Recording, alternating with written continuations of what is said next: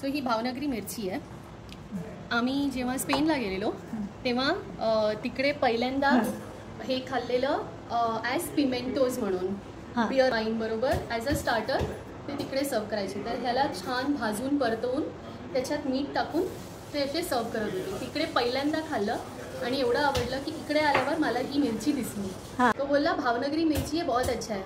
मी बोलली हे तो स्पॅनिश पिमेंटोज आहे म्हणून घेतलं आणि ऑलिव्ह ऑइलमध्ये छान परतवलं. तू आता करून दाखवतेस आम्हाला? हो. हां चल. मार्केटवरनं आणलं, धुतलं, सुकवलं म्हणजे सगळं पाणी त्याचं बाहेर लागलेलं ते सगळं निघून जायला पाहिजे.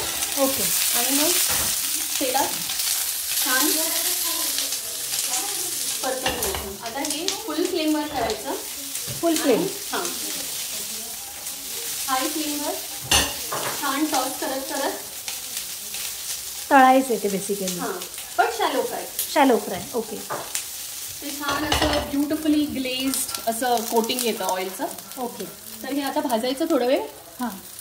तर असं पण भाजू शकते आणि टॉस पण करून भाजू. ओके. आणि मग नंतर मग जेव्हा ते थोडंसं असं चार्ड हे होईल ना, असं हे आता हलकेसे ब्राऊन आहे ना, तर एक्स्ट्रा थोडंसं ब्राउनिश होईल. हां.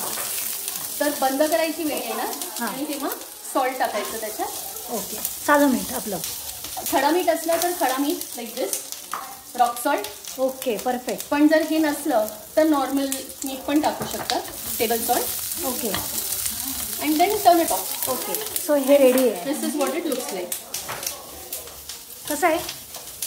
तिखट लागतंय? अजिबात नाही. बिलकुल नाही. त्याची ओरिजिनल टेस्ट छान वाटते. अमेझिंग. अमेझिंग.